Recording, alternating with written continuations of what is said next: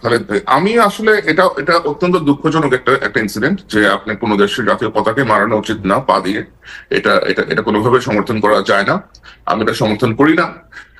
কিন্তু বাংলাদেশের সাথে ভারতের যে সম্পর্ক, আমাদের আজকে যে আলোচনার বিষয়, বাংলাদেশ এবং ভারতের সম্পর্ক, বাংলাদেশের সাথে ভারতের সম্পর্ক কেমন অথবা কি হওয়া উচিত। আপনি যদি দেখেন যে বিগত ভারতের প্রতি বাংলাদেশের লোকজনের যে ক্ষোভ, পুঞ্জীভূত ক্ষোভ, এটা কিন্তু একদিনের ক্ষোভ না। এটা এটা স্লোলি এবং গ্রাজুয়ালি ক্রিয়েট হয়েছে। কেন ক্রিয়েট হয়েছে? কারণ বাংলাদেশের মানুষজন দেখে যে ভারত একটা বৃহৎ প্রতিবেশী রাষ্ট্র, এবং এই প্রতিবেশী রাষ্ট্রটা যেভাবে বাংলাদেশকে আওয়ামী লীগের লেন্সে দেখেছে, তা অত্যন্ত ন্যাক্কারজনক। বাংলাদেশে একটার পর একটা সাজানো অথবা বিতর্কিত ইলেকশন হয়েছে, এবং ভারত প্রত্যেকটাতেই আওয়ামী লীগ সরকারকে সমর্থন দিয়ে গিয়েছে, কোনো প্রশ্ন ছাড়াই। তারা জানে যে বাংলাদেশে কি হচ্ছে, বাংলাদেশে গণতন্ত্র নাই, বাংলাদেশে অন্য রাজনৈতিক দলগুলোকে স্পেস দেওয়া হচ্ছে না, বাংলাদেশে সংবাদ মাধ্যমে টুটি প্রেস করা হচ্ছে, বাংলাদেশে আপনার প্রেস ফ্রিডম নাই, বাক স্বাধীনতা নাই, ডিজিটাল সিকিউরিটি অ্যাক্টের মতো এরকম কালা কানুন আছে। ভারত কিন্তু একজন সচেতন প্রতিবেশী হিসাবে, যে দেশের জনগণের বিষয়েও কেয়ার করে, সেরকম কোনো রোল এই পর্যন্ত প্লে করতে আমরা তাকে দেখি নাই। তা সে যেটা করেছে, সে বাংলাদেশের আওয়ামী লীগের সাথে একটা সুসম্পর্ক স্থাপন করেছে, এবং এগুলো তো এখন মানুষজন দেখতে পায় অ্যাকচুয়ালি কি হচ্ছে। বাংলাদেশের সাথে ইন্ডিয়ার ট্রেড ডেফিসিট প্রায় $9 বিলিয়ন মতো, তাই না? তো এখন মানুষ যে আপনার বিক্ষিপ্ত হয়েছে, যা যা মানুষজন করেছে, আমার কাছে মনে হয়েছে যে না এটা একটা অনেক দিনের পুঞ্জীভূত ক্ষোভ থেকে লাইক এটা না জুলকারনাইন, আমি একটা জিনিস কি আপনার একটু জানতে চাইতে পারি কিনা, মানে আমরা কি ভারতীয় সরকারকে, অর্থাৎ মোদী সরকারকে আর ভারতীয় জনগণকে এক করে দেখতেছি? এটা কি আমাদের ঠিক অ্যাপ্রোচ হতেছে? মানে মোদী সরকারকে তো খোদ ভারতেরই, মানে গণতন্ত্রের তো বিভিন্ন প্যাচপুচ আছে, কিন্তু আসলে যদি আপনি সংখ্যা দিয়েও বিবেচনা করেন, সেই সংখ্যা দিয়েও কিন্তু ভারতের অধিকাংশ মানুষ, সর্বশেষ লোকসভা নির্বাচনের কথা ভাদুরী বললেন, কিন্তু আমি কিন্তু দেখাতে পারি যে সর্বশেষ নির্বাচন, আগের নির্বাচন, ভারতের অধিকাংশ মানুষের চাওয়া কিন্তু এইটা না যে মোদী সরকার ক্ষমতায় থাকুক। অধিকাংশ মানুষের চাওয়া কিন্তু এইটা না যে মোদী সরকারের হিন্দুত্ববাদকে তারা সমর্থন করতেছে। মানে সংখ্যার যদি আপনি হিসাব করেন, তাহলে আমরা ঢালাওভাবে ভারতীয় জনগণকে আর ভারতীয় সরকারকে এক করে দেখতেছি কিনা। আমার মনে হয় না যে বাংলাদেশের মানুষের কোন রকমের গ্রাজ আছে ভারতীয় জনগণের এগেনস্টে। বাংলাদেশের মানুষের গ্রাজ আছে হিন্দুত্ব শক্তির এগেনস্টে। আবার আমরা যখন হিন্দুত্ব বলবো আর হিন্দু বলবো, both are very different terms. We have nothing to do with Hindus, we love our Hindu brothers and sisters. We live in a very harmonious way in Bangladesh. এবং একই জিনিস, এটা আমাদের ভারতের প্রতিও লাইক একই রকমের আচরণ হওয়া উচিত।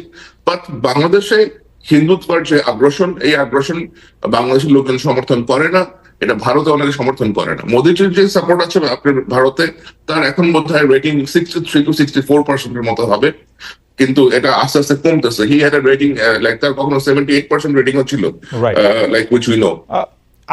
আমি যে জায়গাটাতে দেখতে চাইছিলাম, আপনি দেখেন ভাদুরী নিজেও কিন্তু মানে কি বলে যে সোশ্যাল মিডিয়ামের বিভিন্ন ব্লেড ব্যবহার করে বিভিন্নভাবে কথা বলেন। ভারতের আরেকজন ধ্রুব রাঠি, তিনি কিন্তু শেখ হাসিনার সর্বশেষ সরকারের সময় বা সরকারের সবশেষ সময়ের মধ্যে তিনি কিন্তু একটা গুরুত্বপূর্ণ রোল প্লে করেছেন। প্রচুর বাংলাদেশি এবং প্রচুর ভারতীয় মানুষ তাদের দেখেছেন।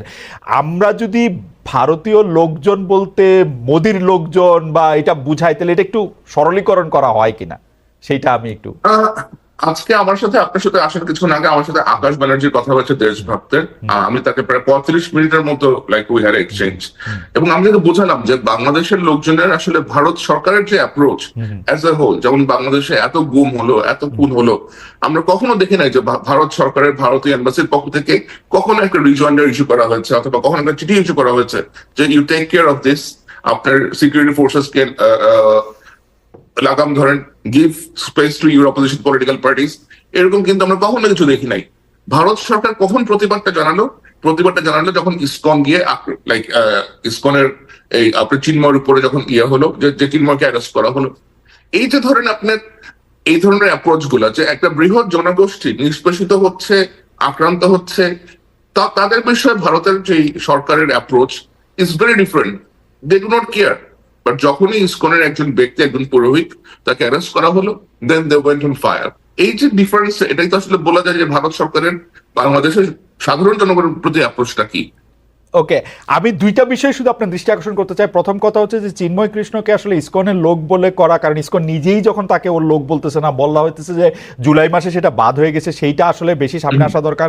আরও দুইটা বিষয় আমি আপনার নজরে আনতে চাই, সেটা আমি জনাব ভাদুরীকেও জানতে চাইবো আপনি বলার পরে, যে আপনি বলছেন যে, কিন্তু আপনি যদি জুন জুলাই আগস্ট যদি আপনি আসলে খেয়াল করেন, আপনি কিন্তু দেখবেন যে ভারত সরকার, ইভেন মোদী সরকার ক্ষমতা থাকা সত্ত্বেও শেখ হাসিনার কে বাঁচাইতে কিন্তু তারা আগায় আসেন নাই। তারা কিন্তু কোনো বিবৃতি দেন নাই, এইটাকে বাংলাদেশের নিজস্ব ব্যাপার বলেছেন, কোনোভাবে একটা চাপ দিতে চেষ্টা করেন নাই আন্তর্জাতিক মহলের মধ্যে থেকে, সেইটা তারা আটকে রেখেছেন। এটা আমি একটা দেখি।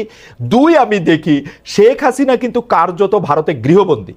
তিনি কিন্তু ভারতের কোনো মিডিয়াকে বা আন্তর্জাতিক কোনো মিডিয়াকে অ্যাড্রেস করতে পারতেছেন না, তাকে আসলে ফ্রিলি ঘুরে বেড়াতে দেওয়া হচ্ছে না, নানা কারণেই তাকে কিন্তু আসলে এক ঘরে এবং একটি ঘরে বন্দি রাখা হয়েছে।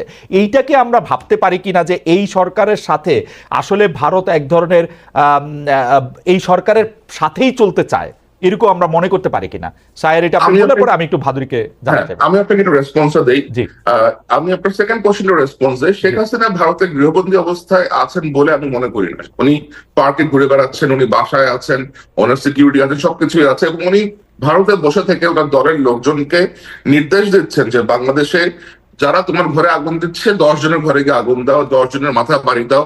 এই ধরনের উগ্রতা, এই ধরনের উস্কানিমূলক কথাবার্তা কিন্তু তিনি ভারতে বসে বাংলাদেশের এগেনস্টে বলতেছেন।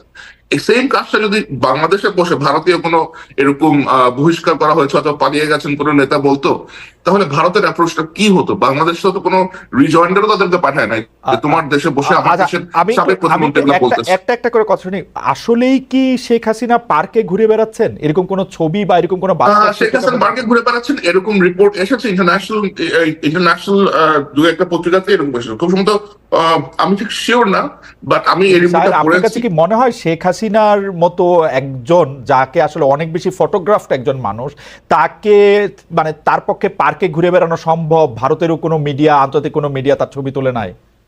এখন তিনি পার্কে ঘুরে বেরিয়েছেন, এটা ইন্টারন্যাশনাল একটা পত্রিকায় রিপোর্ট করেছে। আমি এই মুহূর্তে স্মরণ করতেছি না আমি সেই রিপোর্টটা দেখেছি, কিন্তু আমার কাছে সেই রিপোর্টটাকে আমার বিবেচনায় সেটাকে একটা না, এর জন্য তো আমি আই ক্যানট ভেরিফাই দ্যাট। আমি পড়েছি, সেটাই আমি আপনাকে বললাম যে শেখ হাসিনা যদি ওখানে পার্কে ঘুরতে পারেন অথবা she is having a decent life there, এবং ওখানে বসে উনি তার দলের নেতা কর্মীদেরকে আমার মনে হয় না যে তার জুলকারনাইন, আমার মনে হয় যে আপনার কাছে বরং আমি এই আহ্বানটা করতাম যে জুলকারনাইন, আপনি যে বিষয়টা নিয়ে কাজ করেন, যখন যে বিষয়টা নিয়ে কাজ করেছেন সেইটার বিষয়ে আমরা অনেক ডিপ কিছু জানতে পেরেছি। আমার মনে হয় মানে আমার প্রশ্নটা আমার মনে মনে ছিল যে আমি আপনার কাছ থেকে জানতে চাইবো যে আসলে শেখ হাসিনা এখন কেমন আছেন, কি করছেন। আমার ডিসকন্টেন্ট আপনি দেখেন যে আমি যেটা দেখি যে শেখ হাসিনা টেলিফোনে কথা বলতেছেন কিন্তু খুবই ইনসিগনিফিকেন্ট লোকদের সাথে।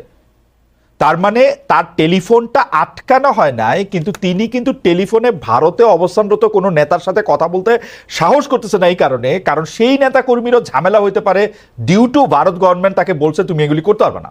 এটা হচ্ছে আমার এটাও কিন্তু আমরা আসলে বলতে পারি না, এটা আমরা স্পেকুলেট করতে পারি যে তার সাথে যোগাযোগ হচ্ছে না। কিন্তু আমি আপনাকে দুইটা জিনিস বলতে পারি। শেখ হাসিনা যে বাসাতে থাকেন ভারতে, সেই বাসায় এসবি মনিরুল ইসলাম খুব নিয়মিত যাওয়া আসা করেন, এবং ভারতে পলাতক লেফটেন্যান্ট জেনারেল মুজিব ওই বাসাতে প্রায় যাওয়া আসা করেন। সুতরাং ভারত সরকারের যদি অনুমোদন না থাকতো, তাহলে কেন তারা ওইখানে যেত? আমার কাছে মনে হয় যে